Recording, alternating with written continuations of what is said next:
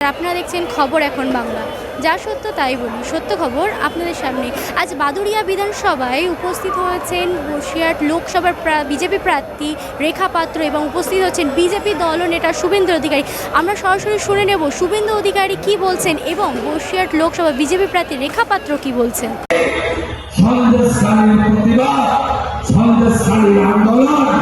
সঠিক মর্যাদা পাবে না। 2009 সাল 5ই জানুয়ারি নন্দীগ্রামের উপনির্বাচন তোমরা ফিরোজা বিবিকে আমার কথায় প্রার্থী করেছিলে কেন? ফিরোজা বিবির ছেলে ইন্দ্রাদল 14ই মার্চ 2007 গুলি চালনায় শরীর করেছিল। হাজী নুরুল সাহেব কখনো করতে জানেন না। এই ধরনের প্রার্থীকে বর্জন করতে হবে। আমরা কেউ ভারত পিতা বলি না, আমরা ভারত মাতা বলি। আজকে শক্তি স্বরূপা হিসাবে রেখা পাত্র মহোদয়াকে যশস্বী প্রধানমন্ত্রী নরেন্দ্র মোদীজি আখ্যা দিয়েছেন। সন্দেশখালীর প্রতিবাদ, সন্দেশখালীর প্রতিরোধ, সন্দেশখালীর আন্দোলন গোটা ভারতবর্ষ সমাদৃত। 26শে জানুয়ারি 15ই আগস্ট যে পতাকা তুলেন সে আমার বন্ধু। আমরা ভারতীয় রাষ্ট্রবাদে বিশ্বাস করি। মোদীজির পাঠানো চাল গম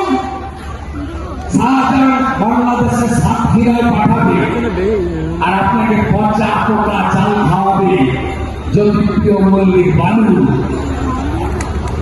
সব রাজ্যে ভালো গম দেয়, কেন্দ্রের পাঠানো এই রাজ্যে গম দেয় না। কোথায় গেল আপাসের বাড়ি? এখানে তো লিটন বাদুড়িয়া পৌরসভায় লুট করছে। আমি তো যা বলি তাই করি। 6 দিন আগে বলেছিলাম 23 তারিখ সকালবেলা দীপক অধিকারী দেব তোমার গম ফাটানো। গতকাল দেখেছেন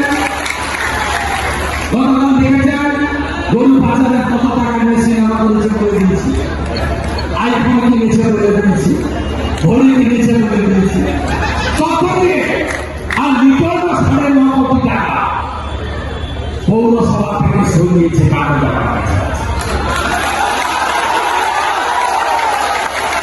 আমি লিটনকে বলে গেলাম মুখটা বন্ধ রাখো মৃত প্লাস দিয়ে।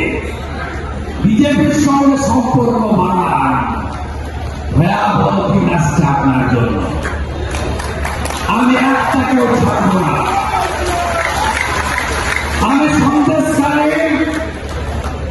দিলীপ মল্লিক ডাক্তার সিরাজকেও যেমন ছাড়ব না, বাদল মিত্র দীপঙ্কর ভট্টাচার্য নিতঙ্কেও ছাড়ব না। চাকরির ফারুককেও যেমন ছাড়ব না, মিনাখার মেহেদি আসাদকে ছাড়ব না, হিগলগঞ্জের মেহেদি আসাদকে ছাড়ব না, মিনাখার আয়ুর্বেদকেও ছাড়ব না। আপনারা ভরসা রাখুন, পুলিশ বাধা পার করে না, এ হবে না, হইব না। পৌরসভায় ভোট দিতে পেরেছেন? কে কে ভোট দিতে পারেননি হাত তুলুন তো। পৌরসভার ভোটাররা, এই হচ্ছে মমতা ব্যানার্জির গণতন্ত্র। পঞ্চায়েত নির্বাচনে ভোট দিতে পেরেছেন, গণনা কেন্দ্রে পৌঁছাতে পেরেছেন। একটা ওয়ার্ড, একটা পঞ্চায়েত ফ্রেশ বদলে নির্বাচন জিততে পারে। কি কি লম্পটগিরি করেছেন আপনারা? 165 ভোটে হেরে যাওয়া নয়া বস্তিয়া মিলনী পঞ্চায়েতে ভোট লুট করে ওই পঞ্চায়েতের প্রধান দিচ্ছেন। আপনারা এখানকার মানুষকে দুটো ভাবে জব্দ করে রেখেছেন, একটা হামলা আর একটা মামলা। 2021 সালের পরে রাষ্ট্রপতির মন্ত্রীকে 7 জন মুসলমান মহিলাকে মমতা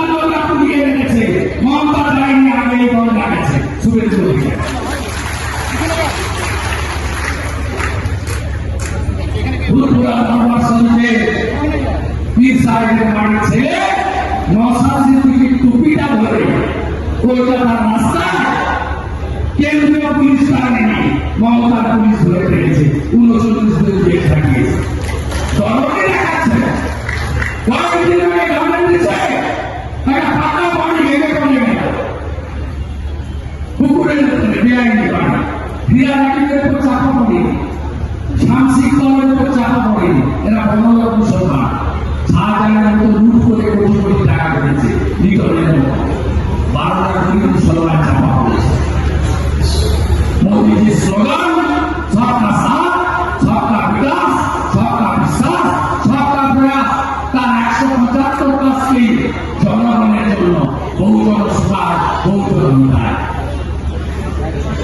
কারা কারা মমতা ব্যানার্জিকে ত্যাগ করবো, তারপরে দায়িত্ব আমার বসে হবে। ওই কাজটি ক্যামেরা প্রত্যেকটা বুথে, সিঙ্গেল বুথে 1+3 প্যারামিলিটারি, টিফিন বুথে 8 জন প্যারামিলিটারি, প্রতি ওয়ার্ড প্রতি পঞ্চায়েতে 3টে করে কুইক রেসপন্স টিম প্যারামিলিটারি।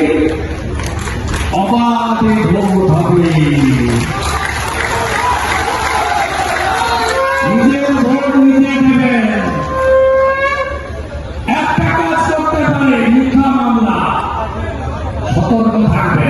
আমি সবকে বের করেছি, রেখার প্রোটেকশন করিয়েছি, মানবিদাসকে বের করিয়েছি, বিকাশশীলদের বের করিয়েছি। এখনো গীতা সহ কয়েকজন আছে, তাদেরকেও বের করাবো।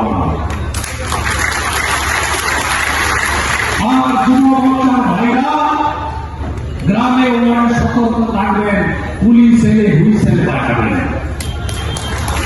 আমার মহিলা মোর্চার ভাইরা পুলিশ এলে জনের সার বাজাবেন। আর গঙ্গাধর কর্নেলের ভিডিও ওটা সিবিআই হবে, আর ভাইপো আর আইব্যাককে সিবিআই ট্যাগ করবে।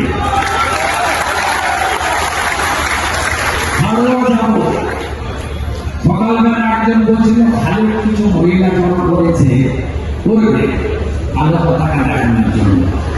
আমি তো সূর্যলোক আগে জানি মহিলাগুলো লোক চিনে রাখতে হবে,